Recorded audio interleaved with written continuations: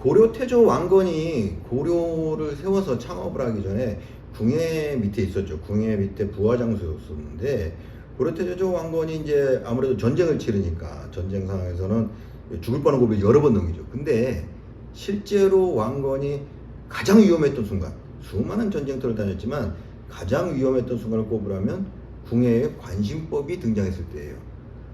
근데 뭐냐면 관심법은 이제 드라마를 통해서 다 아실 텐데 누구인가? 지금 누가 기침 소리를 내었어? 이게 답이 없는 거야.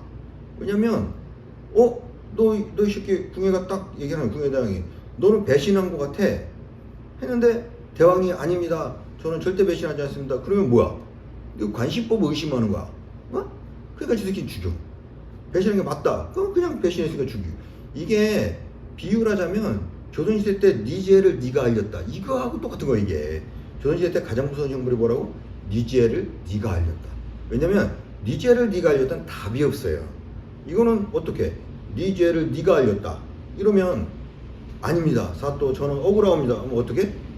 저놈이 아직도 저놈을 매우 쳐라. 뭐 이럴 거 아니야.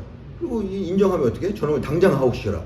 이렇게 되는 거지. 그래서 왕건도 궁예대왕 밑에서 부하장수로 충성을 했는데 최대 위기는 왕건이 궁예의 관심법에 걸렸을 때예요. 그래서 관심사는 궁예가 몰락해가는 과정에서 결국 왕건이 이제 궁예를 제거를 하죠. 근데 처음부터 이제 궁예를 제거하려고 그랬던 건 아니거든. 근데 그 과정에서 후고구려의 많은 장수들이 죽어나갑니다. 관심법 때문에 철퇴를 맞지. 궁예의 무기가 이제 철퇴였었는데. 근데 어쨌든 이 궁예의 관심법을 이해하려면 후고구려의 태생부터 조금 이해를 해야 돼요. 나중에 뭐 정신병자다 맞습니다. 이제 정신병, 정신착란 같은 것을 일으켰고, 그리고 자기 세계에 이제 빠지게 되는 거지. 그런데 그 과정을 조금 이해하실 필요가 있어요. 왜냐면 그 당시 통일신라 말기죠. 통일신라 말기는 이제 백성들이 먹고 살기 없어가지고 굶어 죽어 나가던 그런 시절이에요. 그냥 개박살 난 거지. 백성들 삶은. 탄가놀이들은 막 수탈하기 시작했고 서로 힘든 거야. 서로 힘들고 왕은 뭐 그냥 실정을 하니까 관리들도 이제 왕한테 더 이상 뭐 충성할 것도 없고 내 거 챙기기 바쁜 거야. 그래서 어떻게든지 백성들을 수탈해가지고 내 배를 채우고 막 이랬었는데 그 과정에서 뭐 흉년 들고 막 이러니까 백성들은 뭐 다 굶어 자빠지는 거예요 그냥. 그래서 실상 우리가 민중봉기가 일어나거나 반란이 일어나는 거는 뭐 대단한 명분으로는 잘 안 일어납니다. 그건 이제 정치인들이 하는 것이고 양반들이 하는 건데 실상 민중봉기가 일어나는 거는 먹고 살기 힘들 때, 뭐 굶어 죽고 막 더 이상 어떻게 할 수 없을 때, 그때 반란이 일어나거든. 그래서 그 당시 통일신라 말기에서는 완전히 이제 피폐한 삶을 살고 있었죠. 그 당시에 호련이 등장한 영웅이 누구냐면 바로 궁예예요. 궁예는 그 과정을 보다 이 새끼를 봐라, 이대로 안 되겠다. 그래가지고 몇 개의 마을에서 관리를 때려 죽이고 그 관리들이 축적해놓은 그 쌀하고 뭐 이런 걸 전부 풀어가지고 백성들한테 나눠주기 시작합니다. 그러니까 백성들이 어때? 궁예대왕이 딱 보니까 와, 이거는 저 사람 때문에 우리가 먹고 사는 거야. 그래서 그 사람을 따르고 나라를 새로 만들자. 우리가 백성들이 살 수 있는 나라를 만들어야 되지 않겠느냐. 이래가지고 궁예가 계속해서 한 마을 한 마을 점령해 나가기 시작을 합니다. 그러니까 이제 점점 가면 갈수록 청년들이 나는 궁예대왕을 따르겠다. 궁예대왕을 따라서 진짜 이렇게 못 살 테니까 이렇게 죽으나 저렇게 죽으나 어차피 죽는 거 한번 해보자. 이래가지고 세력이 점점 불어난 게 후고구려다. 그럼 그 과정에서 이제 전쟁이 장기화되고 삼국, 후삼국의 지형이 완성이 돼요.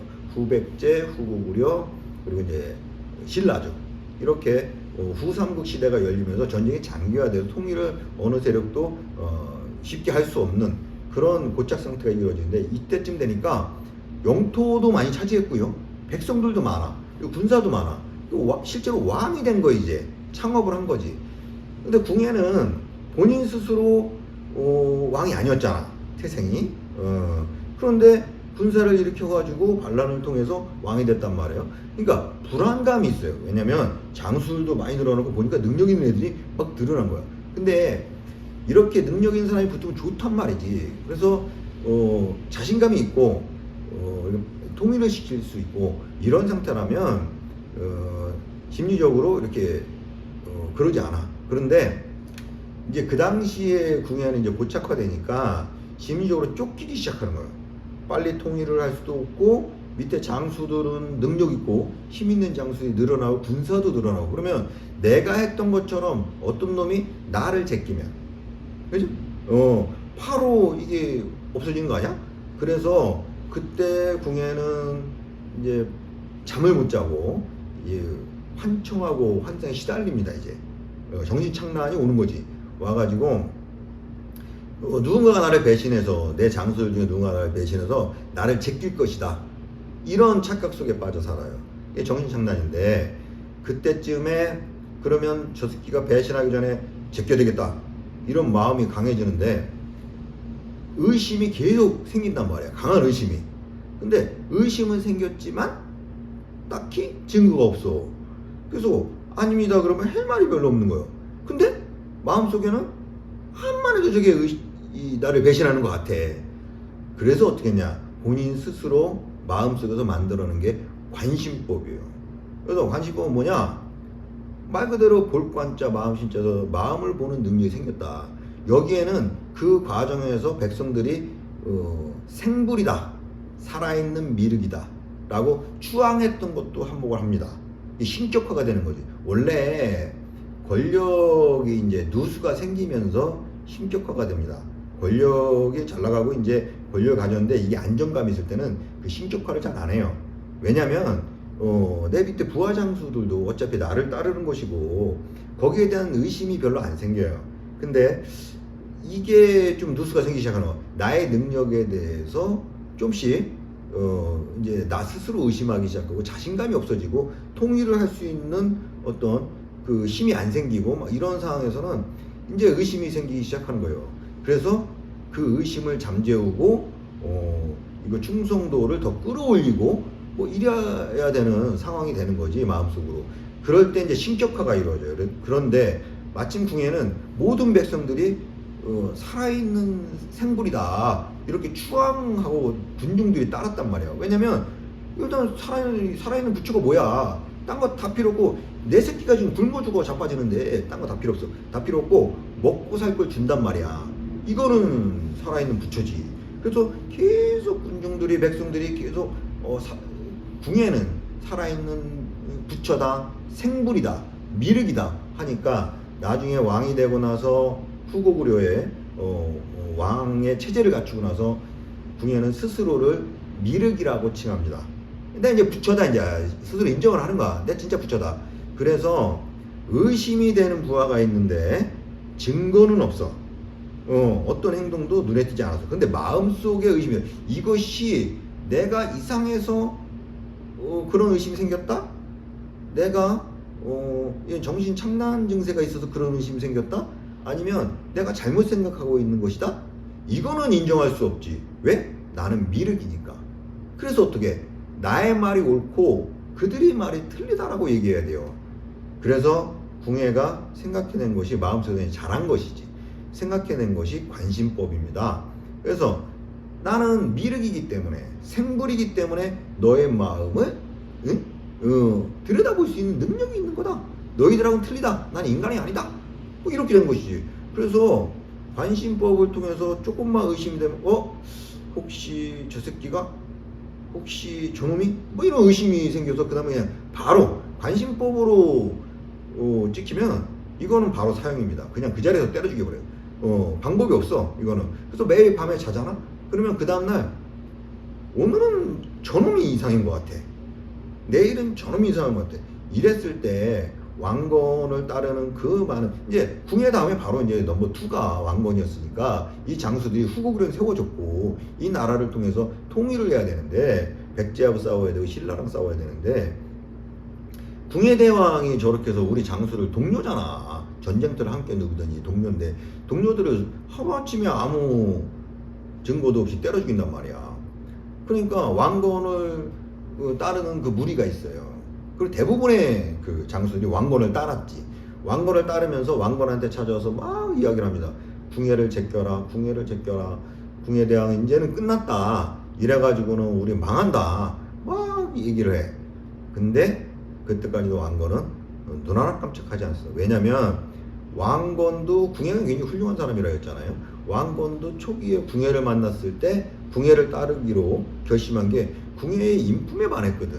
궁예의 생각에 반했고 백성들을 아끼는 마음에 반했고, 그렇기 때문에 어떤 뭐 힘에 의해서 굴복한 것이 아니고 궁예한테 스스로 반해서 의형제를 맺어요. 의형제를 맺어서 궁예를 친형으로 생각하고 따르기 시작한 거거든.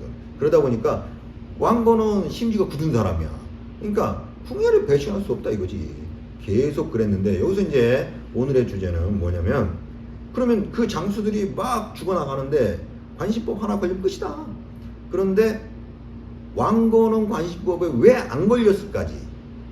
예, 그럼 왕건이 죽었을 거 아니에요? 그래서 사실은 왕건이 관시법에 안 걸린 게 아닙니다.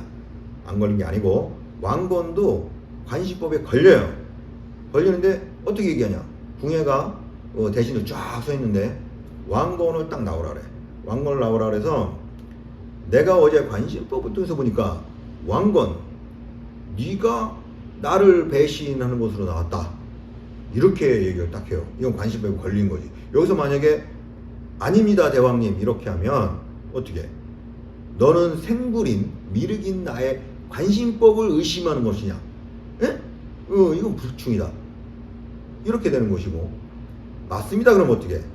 패신자니까 당연히 처단하는 것이고, 이게 완전히 네 죄를 네가 알렸다. 이거랑 똑같다니까? 그래서 관심법에 걸리면 빼도 박도 못해 다 죽어나갔어.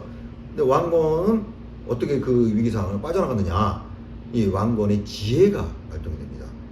왕건이 두 가지 그 순간에 관심법을 인정하면서도 배신하지는 않은 것으로, 이게 여러분 생각해보세요. 방법이 뭐가 있을까? 궁예가 왕건에게 그렇게 얘기를 해요. 내가 어젯밤에 관심법을 통해서 그대의 마음을 보니 그대가 나를 배신하는 것으로 나오는데 이것은 어떻게 된 것인가? 이렇게 질문을 해요. 그랬더니 왕건이 허허허 저를 웃으면서, 대왕님 대단하십니다. 그렇지 않아도 제가 어젯밤 나쁜 마음을 먹었습니다. 배신한 마음을 먹었다 그지? 나쁜 마음을 먹었습니다. 그런데 나쁜 마음을 먹자마자 대왕님의 그 관심법이 생각이 났습니다. 그래서 우리 대왕님이 분명히 관심법을 통해서 나의 마음을 들여다볼 수 있을 텐데, 만약에 그렇게 되면 어떻게 될 것인가? 안 되겠다. 이러다가 큰일 나겠다. 그래서 대왕님을 속일 수는 없구나. 그래서 내가 어젯밤에 마음을 고쳐먹고 앞으로도 대왕님께 충성을 해야 되겠다. 이런 마음을 먹었습니다. 그리고 끝으로 한마디를 더 붙여요. 왕건은 뭐라고 하냐? 이 사실마저도, 이 마음마저도 대왕님은 어젯밤 관심법을 보셨다고 하니까, 어젯밤 제가 이렇게 마음을 고쳐먹고까지도 대왕님은 모두 보셨을 것이 아닙니까? 이렇게 딱 얘기를 해요. 이 신의 한 수다. 빠져나갈 유일한 방법이다. 이렇게 보여주거든요. 그러니까 궁예가 가만히 있어봐. 관심법은 원래 없었잖아. 그냥 자기 마음이지. 근데 왕건이 얘기하는 걸 딱 들으니까 내 관심법이 맞잖아. 맞은 거잖아. 맞았는데 왕건이 마지막 말이 딱 걸리는 거야. 그래서 대왕님의 관심법 때문에 내가 들킬 것이니까 그 자리에서 마음을 고쳐먹고 대왕님께 충성을 해야 되겠다. 이 마음 먹은 것도 관심법으로 보셨을 거 아닙니까? 했는데 못 봤어. 그건 모르겠는데, 이래버리면 나의 관심법이 권위가 떨어지잖아. 관심법을 했다면서, 안 했으면 모를까? 관심법을 통해서 봤다면서. 그래서 궁예가 어떻게? 궁예도 그 왕건의 그 얘기를 듣고, 당연하지. 내가 그걸 못 봤을 거 아니야. 내가 이미 다 봤다. 그래서 내가 오늘 널 부른 것이다. 그래서 내가 네가 배신의 마음을 먹은 것도 알고 마음을 고쳐먹은 것도 안다. 그러니 내가 이번 한 번만큼 마음을 고쳐먹었으니까 너를 용서하겠다. 앞으로 두 번 다시 나를 속이려고 하지 말고 나를 배신하려고 하지 마라. 예? 왜? 나는 살아있는 미륵이고 생불이기 때문에 관시법을 위해서 네가 어떤 생각을 하든지 너의 마음을 꿰뚫어 볼 수 있으니까 앞으로 절대로 허튼 생각을 하지 말아라. 이렇게 이야기를 합니다. 그래서 왕건이 그 신의 한 수, 대왕님의 관심법 때문에 내가 배신하기로 했었지만 마음을 고쳐먹고, 이마저도, 여기 중요한 게, 이마저도 대왕님의 관심법을 통해서 보셨을 거 아닙니까? 이 한마디로 그 위기를 모면합니다. 생애 최대의 위기였죠. 그 자리에서 만약에 그 생각이 안 떠오르고 그 지혜가 안 떠올랐으면 어쩌면 고려는 없었을 수도 있다. 궁예는 미치광이고 왕건은 없어서 죽는 거니까 역사가 바뀌었을 수도 있다, 이런 건데, 그날 이제 왕건은 그 얘기를 듣고 위기를 딱 모면한 다음에 그날 밤부터 본격적으로 궁예를 제거할 계획을 짜기 시작합니다. 장수를 모아놓고. 왜냐? 이번 한 번은 이렇게 넘어갔어. 근데 의심이 이미 알고 있는 거예요. 의심이 궁예의 마음속에 이미 생겼어. 그러면은 이거는 내일이라도 당장 궁예가 다시 부를 수 있지. 그러니까 너 다시 배신날 마음을 먹었네. 이러면 어떡할 거예요. 그래서 이번 한 번은 운 좋게, 운 좋은 거지 사실은. 궁예가 인정 안 했으면 끝난 거지. 운 좋게 넘어갔지만 다음번에 어떻게 될지 모르겠다. 이 부하들이 그동안 수도 없이 다른 부하 장수 막 죽어 자빠지고 할 때도 왕건은 궁예는 지금 약간 이상하긴 하지만 궁예대왕은 위대한 사람이고 훌륭한 사람이니 우리가 보필을 잘하면 괜찮을 것이다. 다시 정신 차리고 우리가 통일을 할 수 있을 것이다. 이렇게 얘기했던 사람인데 내 목숨이 간당간당하잖아. 이제는 남 얘기가 아니야, 내 얘기지. 이 순간에 왕건은 그날 저녁부터 모사를 꾸밉니다. 모사를 꾸며서 궁예를 제거할 계획을 세우기 시작합니다. 이래서 오늘날 이제 왕건이 이제 그러고 나서 얼마 후에 궁예를 제끼고 궁예를 죽여버리고 본인 스스로 왕건 스스로 이제 후고구려의 왕이 되어서 통일을 이루게 됩니다. 자, 우리가 이제 관시법에 대해서 많이 알았는데 그 관시법 중에서 왕건이 어떻게 살아남았을까? 이 이야기는 사실은 이 이야기는 정사에는 안 나오는 내용이에요. 정사에는 없고 야사에 전해지는 이야기인데 어쨌든 한 번은 왕건이 관시법에 걸렸는데 그 지혜로서 위기를 벗어났다. 이런 이야기로 오늘 이야기는 여기까지 하겠습니다.